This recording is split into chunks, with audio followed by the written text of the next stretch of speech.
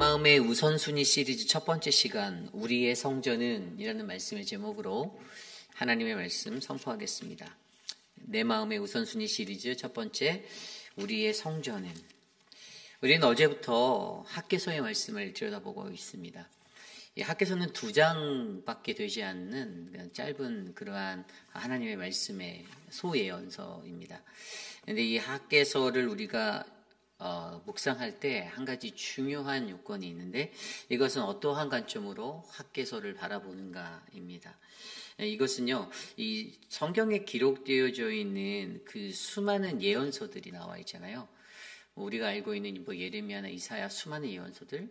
그런데 그런 큰 예언서들의 초점은요, 그들이 이제 심판이 이르기 전에 하나님이 돌아오라는 메시지로 계속 말씀해 주셨어요.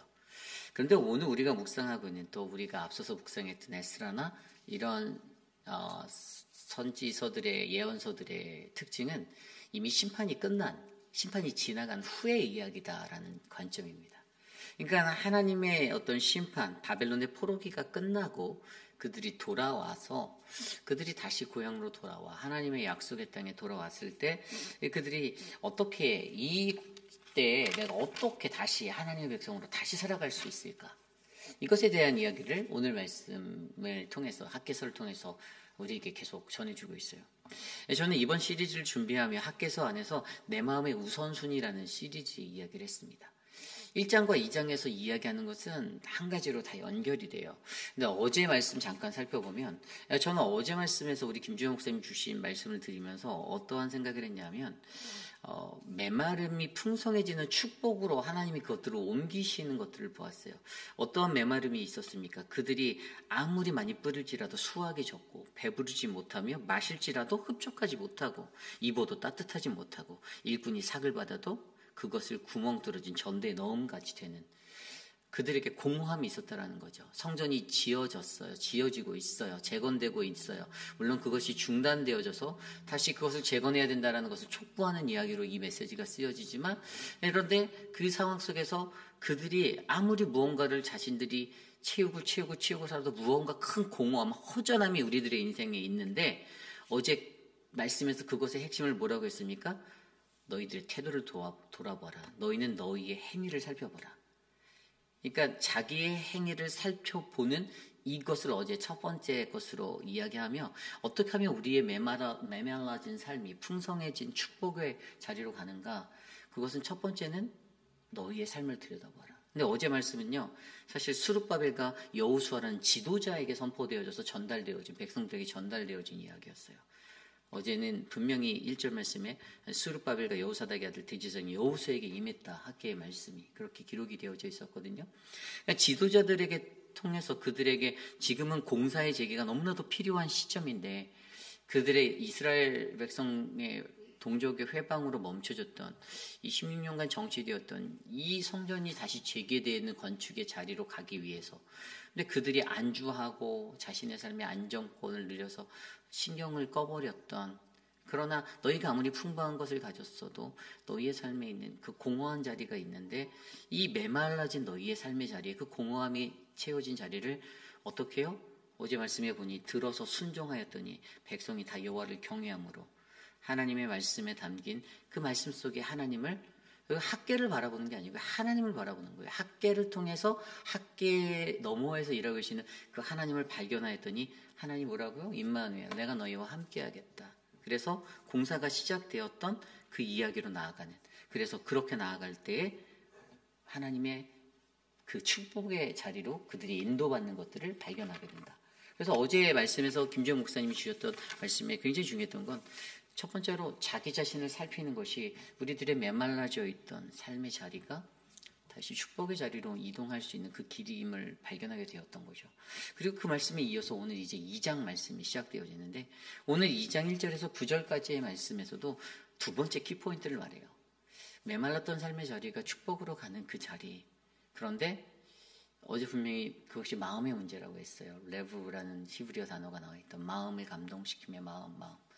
그러면서 오늘 2장 말씀에서는 무엇을 얘기하는가? 결론부터 말씀드리면 그것은 바로 예수 그리스도라는 것이에요.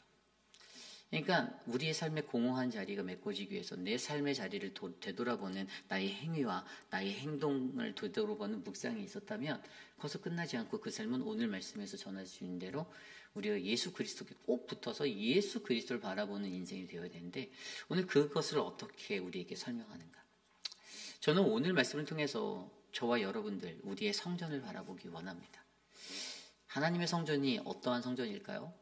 우리 회의피라는 향로교에 보아도 건물이 화려하고 넓은 대지가 있고 많은 시설들이 편의로 가득 차여졌던 것 같은 그런 시설들이 있고 그러면 그것이 참다운 교회가 될 수 있을까요? 그것이 답니까? 외적으로 충만해 보이는 것 그것이 달까요? 오늘 하나님은 우리에게 우리가 가진 성전이 어떠한 성전이 되어져 지어져 가야 하는지 학개서의 오늘 2장의 이 포인트가 굉장히 중요한 이유는 바로 이게 구약의 소선지서의 마지막 부분을 달려가는 그 이야기 속에서 이제 신약으로 넘어가는 그 자리로 가기 전에 그동안 유대인들이 가졌던 성전의 관점, 개념이 바뀌는 역사가 오늘 말씀에 담겨 있거든요. 그래서 오늘 저와 여러분들에게 주신 말씀 속에서 저는 우리의 성전이 과연 무엇인지 그 성전에 관한 의미를 다시 한번 깊이 있게 묵상해보는 복되고 아름다운 시간 되시기를 간절히 축복합니다. 오늘 첫 번째로 우리의 성전은 오늘 우리에게 주시는 첫 번째 말씀 우리의 성전은요 바로 우리는 외적 화려함의 성전이 아닌 내적 풍성함을 가진 성전을 가져야 한다입니다. 우리는 외적 화려함이 아닌 바로 내적 풍성함의 성전을 가져야 합니다. 자, 오늘 말씀 1절은 이렇게 시작합니다. 일곱째 달 곧 그 달 21일에 여호와의 말씀이 선지자 학개에 임하니라 이르시되. 아멘. 여기서 학개서에서 좀 한 가지 특징으로 보이는 게 날짜를 정확히 짚어주고 있어요. 그래서 어제 말씀을 들여다보면 어제 이제 마음의 변화, 그 마음의 감동이 오고 그 메말랐던 삶에 그들의 마음의 변화가 일어났는데 며칠 걸렸는지 아세요? 제가 어제 다리오 왕 제2년 여섯째 달 그 달 초 하루에부터 시작해서 마지막 15절에 다리오 왕 제2년 여섯째 달 24일, 23일의 기적이 어제 일어났어요. 이게 뭐냐면 하나님 말씀이 제대로 임하잖아요. 그 말씀이 제대로 들리면요. 여러분 23일 안에 순식간에 기적은 일어나요. 어떻게요? 자기 행위를 들여다보는 기적이 일어나요. 그런데 그 말씀이 제대로 전달되지 않으면 어제와 같은 그 기적, 자기의 행위가 메말랐던 그 자리가 공허함으로 가득 찼던 자리가 어떤 축복의 자리라 임마누엘이라는 하나님의 가득한 축복으로 채워지는 변화로 가기가 어렵다라는 거예요. 놀랍잖아요. 목회를 하면서도 수없이 많은 성도들과 오랜 시간 함께 거닐었는데 평생을 가도 변화되지 않는 분들도 있어요. 물론 바뀌는 분들도 있습니다. 그런데 목회자의 마음속에서는 그 작은 변화의 삶을 보이시는 분을 볼 때마다 감사해요. 목회자에게 가장 큰 행복은 어떤 큰 대접을 성도들에게 받거나 그런 것보다도 그들의 삶의 작은 변화가 뚜렷하게 눈에 인지되어지고 보일 때 행복합니다. 근데 어제 말씀이 23일의 기적이었어요. 근데 그 23일의 기적이 어떨 때요? 하나님 말씀 안에서 마음이 닿았을 때 일어났어요.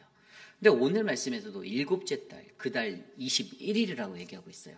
어제 말씀하고 계산을 해보면 벌써 그 속에는요, 어제 15절에 6월 24일이었잖아요. 그리고 한 달 20일 만에 두 번째 말씀이 임하는 거예요. 이 학개서에는요, 2장이라는 짧은 2장의 챕터 안에 하나님의 말씀이 학개를 통해 3번 임하거든요. 이제 그 두 번째로 하나님이 어제는 너희의 행위를 되돌아봐 라고 얘기했는데 과연 오늘은 그것에 대해서 어떻게 얘기를 하실까 이제 궁금하며 말씀을 들여다보는 거예요. 그랬더니 22일에 여호와의 말씀이 선지자 학개 임하니라 이르시되 2절입니다. 너는 스알데엘의 아들 유다 총독 스룹바벨과 여호사닥의 아들 대제사장 여호수아와 남은 백성에게 말하여 이르라. 아멘. 어제 말씀과 약간 달라진 게 있어요. 어제는 분명히 스룹바벨과 여호수아에게 지도자급에게 임했던 말씀이에요. 그런데 오늘은 남은 백성에게 또 말하라고 이것이 추가되어서 선포되어지는 두 번째 말씀을 인하는 거예요. 첫 번째 자기의 행위를 살펴라라는 말씀을 지도자들을 통해서 그곳에 있었던 백성들에게 독려했어요. 우리의 메말라진 삶의 자리를 회복하기 위해서는 너희가 너희의 행위를 들여다보아야 를 지도자를 통해서 말했어요.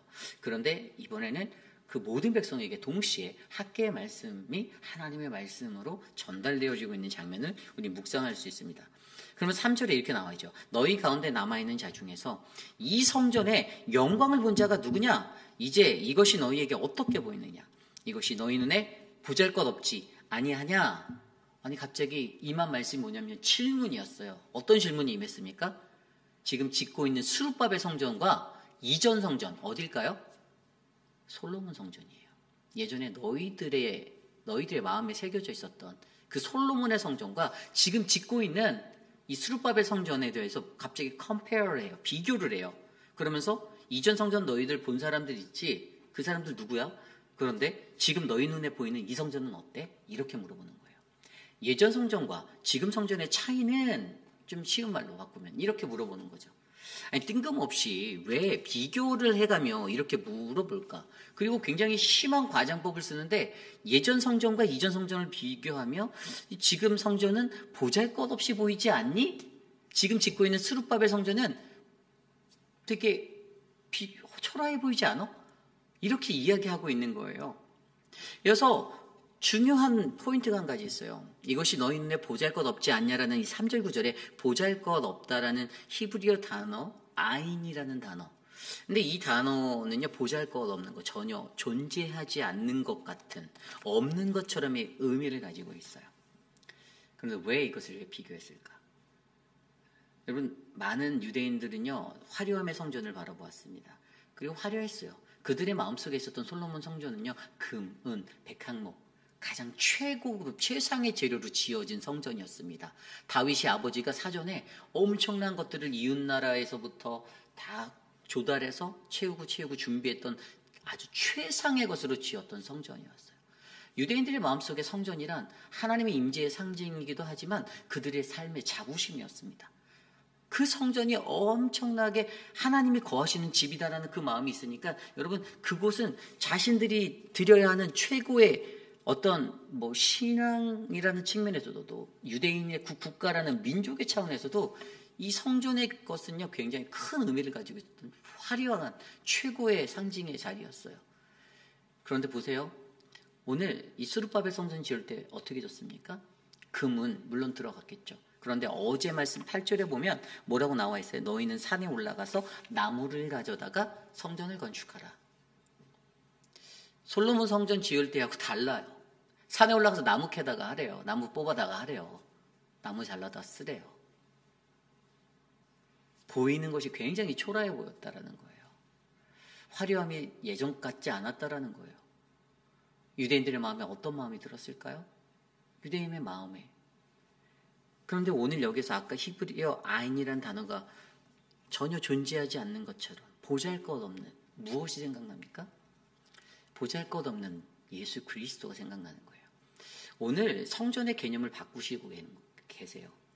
하나님은 구약시대를 살아갔던 그들의 성전의 개념, 그들이 안고 살았던 유대인들의 성전의 개념을 어디로 옮기십니까? 미래지향적으로 앞으로 오실, 장차 오실 예수 그리스도, 그분에 관한 것으로 맞추는 거예요.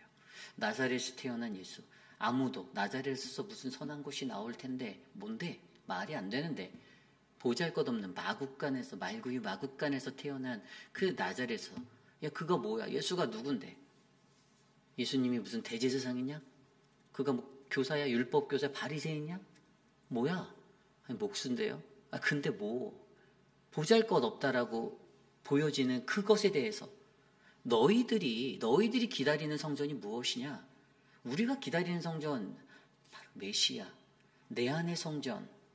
너희들이 외형적으로 갖춰져서 지금 눈에 보여하는 이 성전이 중요한 게 아니라 지금 너희가 짓고 있는 스룹바벨 성전, 이 성전이 중요한 게 아니라 앞으로 너희에게 채워질 너희 안에 거하게 될 하나님의 성전, 메시아, 예수 그리스도. 좀 하나님이요 유대인들을 향해서 그들이 가졌던 성전의 개념이라는 이 개념에 관한 것을 바꾸고 있어요. 그것을 원하세요. 화려했었던 그 성전이었어요. 완전히 정말 자기들의 모든 자부심이 담겨있는 성전이었어요. 그런데 두 번째 제2성전이라 불리는 이 스룹바벨 성전을 공사를 하다가 멈춰졌고 다시 재건하려는 이 자리에서 그 성전이 올라가는 것들이 보이는데 초라해 보인다는 거예요. 너무 초라해 보인다는 거예요. 유대인들이 말했을 거예요. 야, 성전 저렇게 지면 좀 더 멋지게 져야 되는 거 아니야? 어디 없나? 그들의 마음엔 이런 욕심이 났을 수도 있어요. 그런데 그러한 그들의 마음 가운데 오늘 학개 선지자를 통한 하나님의 외침은 너희가 지어야 할 성전이 무엇인가가 중요하다라는 거예요. 외적으로 갖춰지는 어떤 외의 모습이 풍성해지는 성전을 너희가 기대하고 고대하는가? 좋은 건물, 좋은 시설. 그런데 여러분 그 안에 채워져야 하는 게 뭐라고요? 예수 그리스도. 무엇이 진짜 성전인데 라는 것을 전파하는 거예요. 너희의 개념이 바뀌어야 해. 하나님의 임재의 장소이기 때문에 그것을 아름답게 화려하게 꾸미려는 너희들의 거룩한 마음은 인정하지만 너희들이 그 허영심에 가득해서 너희들이 잡고 있는 잘못된 그 풍요로움을 쫓아가는 번영과 화려함 때문에 너희들이 꼭 붙잡아야 하는 무언가를 너희가 놓치고 살아갈 수밖에 없는데 그것이 무엇인가에 대해서 짚어주는 거예요. 오늘 우리의 삶 가운데도 여러분 이것이 굉장히 중요합니다. 우리는 이 성전을 통해 우리가 바라보아야 할 예수 그리스도를 우리 안에 고대하며 지어가야만 합니다. 예수가 내 안에 계시기를 기대하며 살아가야 돼요. 예수님이 담긴 그 하나님의 교회가 우리는 이곳에 세워져 가야 합니다. 겉으로 화려한 모양새만 갖추어져서 뭐 시스템만 돌아가서 그런 게 아니라 하나님의 아들 되신 예수 그리스도, 우리의 진정한 성전 되시는 그분이 이곳에 임하기를 기대하고 고대하며 우리는 이 성전을 지어가야 하고 만들어가고 갖고 가야 하는 거예요. 오늘 우리에게 이것을 말씀해 주는 겁니다. 여러분, 저와 여러분들의 삶 가운데 저는 우리 안에 성전이 왜 지어져야 하는가? 나의 외적 유지함을 위해서 관리의 차원이 아닙니다. 내 내적인 삶에 나의 내적인 풍성함을 위해서. 여러분, 예수 그리스도는 누굽니까? 요한복음 10장 10절 내가 온 것은 양으로 생명을 얻게 하고 더 풍성히 얻게 하려 함이라. 아멘. 예수는 우리에게 우리의 삶의 풍요로운 생명을 위해 오셨습니다. 그 예수가 생명이 되시는 분이에요. 그리고 요한복음 14장 27절에도 평안을 너희에게 끼치노니 곧 나의 평안을 너희에게 주노라. 아멘. 주님이 주시는 그 평안이 우리에게 있습니다. 언제요? 예수가 우리 안에 있을 때. 결국에 여러분, 저와 여러분들의 삶 가운데 우리가 오늘 우리에게 주어진 이 성전의 자리에서 우리가 바라보고 고대하는 것은 외적인 화려함이 아닙니다. 회비라는 장로교회가 뭐 이런 사역들을 한데 무엇이 있대. 너무나도 많은 일을 해요. 2025년도를 돌아보면 정말 정신없이 달려갔고 앞으로 남은 2달도 정신없이 갈 것 같아요. 근데 중요한 건 그 화려함이 아니라는 거예요. 우리가 아무리 많은 일을 하고 아무리 많은 것을 했다 할지라도 우리 안에 예수 그리스도가 없으면 그것은 아무것도 아니라는 것을 우리의 성전의 개념을 바꿔주고 계시는 거예요. 오늘 우리에게 우리의 성전은, 여러분 저와 우리들이 지어가는 이 아름다운 성전은 여러분 외적 화려함의 성전이 아닌 내적 풍성함을 가진 예수 그리스도를 지닌 성전이 되시길 간절히 축원합니다. 이것이 오늘 말씀의 첫 번째, 우리는 외적 화려함의 성전이 아닌 내적 풍성함을 가진 성전을 가져야 한다입니다. 오늘 마지막으로 두 번째 말씀, 우리의 성전은요, 우리는 언제나 예수 그리스도께 강하게 붙어 있어야 한다라는 것입니다. 언제나 우리는 예수 그리스도께 강하게 붙어 있어야 한다. 오늘 말씀 4절 말씀입니다. 그러나 여호와가 이르노라 스룹바벨이 스스로 굳세게 할지어다. 여호사닥의 아들 대제사장 여호수아야 스스로 굳세게 할지어다. 여호와의 말이니라. 이 땅 모든 백성아 스스로 굳세게 하여 일할지어다. 내가 너희와 함께하노라. 만군의 여호와의 말이니라. 아멘. 이 4절이 굉장히 엄청난 게 한 구절 안에 모든 것을 다 담고 있어요. 지금 학개 선지자를 통해서 하나님이요 스룹바벨을 격려합니다. 스스로 굳세게 하라. 여호수아에게도 격려합니다. 예슈아에게도 스스로 굳세게 하라. 그리고 함께 듣고 있는 모든 백성들도 격려합니다. 스스로 굳세게 하라. 그리고 공통적으로 말하죠. 일할지어다. 자, 우리가 알고 있는 스스로 굳세게 하다 굉장히 많이 들었어요. 영어 성경에는 be strong이라고 되어져 있어요. 히브리어로 하자크. 제가 말씀드렸죠. 이 하자크라는 이 동사는요, 스스로 강하게 되는 거예요. 담대하라. 근데 이게 양면적인 의미도 갖고 있다고 했어요. 그러니까 긍정적인 의미에서는 강하게 되는 거, 담대하게 되는 거예요. 부정적인 의미에서는 완고하고 완악하게 되는 거. 그런 마음, 강팍하게 되는 거예요. 이 양면성이 있어요. 근데 하나님의 입장의 선자들, 하나님 사이드의 선자들에게 강하게 하라는 건 담대하게 하라는 거예요. 히브리어로 하자크라는 단어가 이 스스로 강하게 하다라고 우리가 알고 있는데, 그런데 이 단어가 조금 더 깊이 있게 들여다보면 어떤 단어가 되냐면, 하자크라는 단어가 제가 죄기동사라고 했잖아요. 죄기사역 동사. 내 스스로 강하게 되는 무언가가 있었다라는 거예요. 내가 어떤 은혜를 받았든지 무슨 영향이 있어서 나 스스로가 나에게 다시 내가 돌아오게, 나에게 돌아오는 언어 스스로 강하게 되는 거. 근데 그것이 무엇 때문인가? 그 뒤에 보면은 분명히 내가 너와 함께 하노라. 임마누엘이 선포되는 거예요. 어제랑 똑같아요. 어제도 자기 행위를 살펴보아야 한다는 걸 말할 때 축복의 자리에서 내가 너와 함께 할 거야.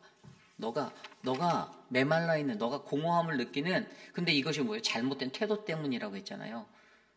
너희는 너희 행위를 살펴라. 너희에게 갖고 있는 잘못된 태도 때문에 아니라다로 느끼고 안주하고, 지금 성전 짓는 거 중요하지 않은데 왜 지어야 돼? 이랬던 너희들의 태도를 너희들이 들여다보고 너희들이 깨닫고 변화되면 내가 너와 함께하는 그 축복을 네가 경험할 건데, 오늘도 똑같아요. 너희들 스스로가 개념적으로 잘못 갖고 있었던 성전의 개념, 너희들이 잘못 잡았던 가치관의 자리가 그것이 변화된다면 마음의 성전, 예수 그리스도 하나님과 함께하심, 그 함께하는 성전의 진정한 영적 의미를 너희가 깨달으면, 외적인 화려함이 아니라, 그때 뭐라고요? 내가 너희와 함께할 텐데. 그래서 우리가 이 성전을 짓는데, 너희가 산에서 나무 캐다가 지어도 이 하나님의 성전이 외적으로 중요한 것이 아니라는 걸 너희가 깨달으면 내가 임마누엘로 너희와 함께할 건데를 지금 말하면서, 지금 성전 층이 올라가고 있잖아요. 성벽이 점점 올라가고 있잖아요. 그래서 마음을 강하게 하고 담대하게 하라라고 말해주는 이것에 대해서 선포하면서 일을 할지어다. 움직여. 계속 해나가. 건축을 멈추지 마. 다시 이끌어가라고 독려하고 있다는 사실이에요. 그런데 이 하자크라는 단어가 결국에 무슨 거냐면요, 강하게 붙어 있다라는 의미도 있어요. 강하게 붙어 있다. 어디에 강하게 붙어 있으라는 거예요? 임마누엘 되시는 하나님께, 우리가 믿는 예수 그리스도에게 강하게 붙어 있으라는 거예요. 너희에게 장차 임할 그 예수에게 강하게 붙어 있으라는 거예요. 보세요. 그 하나님이 어떤 하나님인지를 설명합니다. 5절입니다. 너희가 애굽에서 나올 때 내가 너희와 언약한 말과 나의 영이 계속하여 너희 가운데 머물러 있나니 너희는 두려워하지 말지어다. 아멘. 굉장히 좋은 의미예요. 애굽에서 나올 때 출애굽의 이야기를 꺼내요. 너희와 함께함이 어떤 것인가 할 때, 나는 출애굽 때부터 너희와 함께한 하나님. 근데 그 영이 지금도 너희에게 있다. 앞으로도 너희와 함께 그 영이 있을 것이다. 뭐죠? 예수 그리스도예요. 그리스도가 내 얘기하고 있는 거예요. 그러면서 그것이 너희 가운데 머물러 있을 거다라고 이야기해 주고 있잖아요. 그러니 두려워하지 말래요. 떨지 말래요. 주님이, 예수가 거느리시니, 예수가 함께 하시니 두려워하지 말래요. 너희와 함께 있을 거니.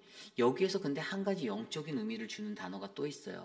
여기도 보면요, 그 머물러 있다라는 히브리어 단어를 살펴봤어요. 근데 이 단어의 뜻이 뭐냐면, 이 장막을 짓다, 초막절이 생각나게 하는 거예요.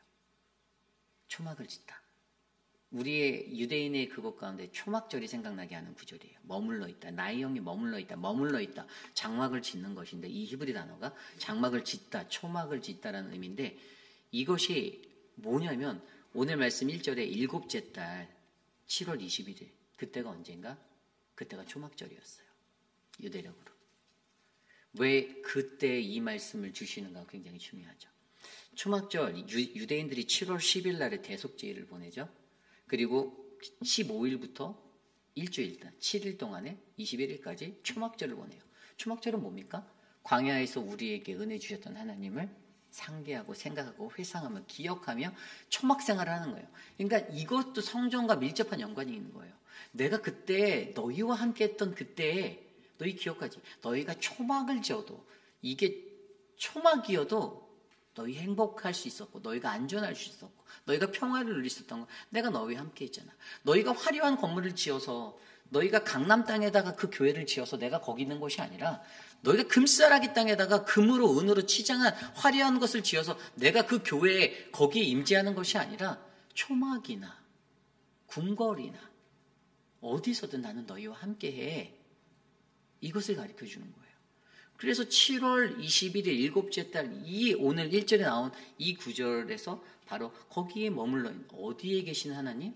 장막에도 계시는 하나님. 그 장막, 그 초막에도 계신 하나님을 설명하며 나는 그러한 하나님, 내가 그러한 함께하는 하나님을 너희가 기억하면 하나님의 성전이란 건물의 화려함과 어떤 그러한 멋들어진 그러한 것이 다가 아니라 외적으로 화려한 그것이 다가 아니라 바로 너희가 예수 그리스도께만 붙어만 있으면 예수 안에 거하기만 하면 너희가 누릴 수 있는 하나님과의 함께 하심이 그분의 임재가 너희의 안에 너희의 성전에 있을 것인데 너희들이 그것을 기억하라는 거예요.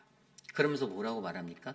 6절에서부터 이제 마지막 9절까지의 말씀에 만군의 여호와가 이같이 말하노라. 조금 있으면 내가 하늘과 땅과 바다와 육지를 진동하실 것이요. 하나님의 임재를 상징하는 거죠. 이런 진동이 일어나는 지진이 일어나는 거 또한 모든 나라를 진동할 것이며 모든 나라에 보배가 이르리니 이 성전의 영광이 충만하게 하리라. 아멘. 하나님 말씀하십니다. 비록 초라해 보이는 스룹바벨의 성전 너희가 나무에다가 짓고 있는 나무배다가 짓고 있는 이 성전 이게 무슨 성전이야 그런 마음이 드는 성전이지만 이곳에 내가 임재할 거다. 근데 그것을 뭐라고요? 이 성전의 영광이 충만할 거다. 비록 너희 눈에 지금 초라해 보일지라도 이곳에 나의 영광이 가득가득 채워질 거야 라고 얘기하면서 내가 만군의 여호와다라고 설명하고 있어요. 8절에도 은도 내 것이요 금도 내 것이요 만군의 여호와의 말이니라. 반복되죠. 만군의 여호와가 계속 이 성전의 나중 영광이 이전 영광보다 크리라. 아멘. 이게 뭐죠? 이 성전의 나중 예수 그리스도. 지금 짓는 성전이 다가 아니라는 거예요. 끝이 아니라는 거예요. 이 뒤에 장차 오실 메시아라는 완전한 하나님의 성전이 임할 건데 너희는 그 예수만 바라보고 예수께 붙어 있으면 너희가 이곳에 평강을 주리라. 만군의 여호와의 말이니라. 아멘. 너희는 평안할 거야. 여러분 여기서 보배라는 단어가 히브리어로 해묻다, 갈망하다, 사모하다라는 의미예요. 여러분 우리가 갈망하고 우리가 사모해야 할 자가 누굽니까? 예수 그리스도. 그게 보배예요. 금과 은과 내가 원하고 내 재산이 늘어나고 그게 여러분들의 사모함이 돼서는 안 됩니다. 믿는 이에게 사모함은 우리가 강하게 붙어서 우리가 바라보고 사모해야 될 자는 오직 예수뿐이십니다. 우리가 이것을 바라보는 인생이 되어야 한다라는 거예요. 그때 어떻게 해요? 하나님의 성전의 영광이 충만하다라는 그 7절 말씀, 9절 말씀처럼 이 성전이 나중 영광이 이전 영광보다 더 크겠다. 너무나도 귀한 거죠. 예수 그리스도가 바로 구원이 되시기 때문에 그 구원의 영광은요, 세상의 그 무엇과도 비교할 수 없는 거예요. 그런 놀라움이 있을 거라는 겁니다. 결국 여러분, 오늘 저와 여러분들 우리가 어떻게 살아가야 하는가? 우리의 성전이 어떻게 지어져 가야 되고 우리의 성전의 포커스는 무엇인가? 여러분 우리는 언제나 예수 그리스도 우리의 보배 되시고 우리의 모든 것 되신 예수 그리스도께 꼭 붙어 있어야만 합니다. 요한복음 말씀에서도 말씀하셨잖아요. 나는 포도나무요. 너희는 가지라. 우리가 어디에 붙어야 합니까? 우리가 거기에 붙어야 돼요. 포도나무에 붙어야 돼요. 가지가 붙지 아니하면 여러분 우리는 열매 맺을 수 없다고 합니다. 그래서 너는 내 안에 거하라, 나의 안에 거하라라고 말씀하시잖아요. 우리가 왜 예수께 붙어 있어야 하는가? 여러분 우리의 모든 사역 이것은요 예수 그리스도 때문에 이것들을 하는 겁니다. 우리가 한국학교를 하더라도 늘푸른 대학을 하더라도 노방 찬양 전도를 나가더라도 우리가 교회 안에서 전교인 사랑방 요리 경연대회를 한다 하더라도 우리가 사랑방 추첨을 하고 사랑방 모임을 한다 할지라도 우리가 예배하는 그 자리에도 우리의 이유는 다 이 모든 것이 예수 그리스도 그분과 밀접한 관계 안에서 이루어지는 사역이 되어야 합니다. 예수 그리스도께 붙어서 이루어지는 사역이 진짜 사역이에요. 가짜가 되면 안 된다라는 거예요. 헛된 것이 되면 안 된다라는 거예요. 모든 것이 예수 안에서 이루어지는 사역이 될 때 어떻게 해요? 교회는 바르게 성장할 수 있다는 것입니다. 어떤 교회를 꿈꾸십니까? 교회가 건강하게 세워지는 것. 인간의 친목 모임으로 하나의 개 모임으로 전락해버리는 교회가 되어서는 안 됩니다. 사교 댄스 같은 클럽의 모임이 되어서는 안 됩니다. 춤추는 걸 뭐라고 하는 것이 아니에요. 춤출 수도 있어요. 그러나 그 안에 예수 그리스도가 있어서 덩실거리고 춤을 추면 그것이 바르다라는 거예요. 인간적인 마음과 인간적인 생각과 인간적인 흔들림에 나의 요동함의 모습이 아니고 예수가 나의 포도나무가 되어서 우리가 예수께 바짝 붙어서 예수님과의 바른 관계 가운데 우리가 살아갈 때 하나님께 속한 그 사역이 될 때 우리는 하나님이 원하시는 놀라운 축복에 이를 줄 믿습니다. 이것이 바로 오늘 말씀의 마지막, 바로 우리의 성전은 우리는 언제나 예수 그리스도께 강하게 붙어 있어야 한다입니다. 이제 말씀을 정리하고자 합니다. 이 말씀의 흐름 가운데 학개서 1장과 2장을 통해 여러분 우리들 안에 아까 제가 관점을 설명드렸잖아요.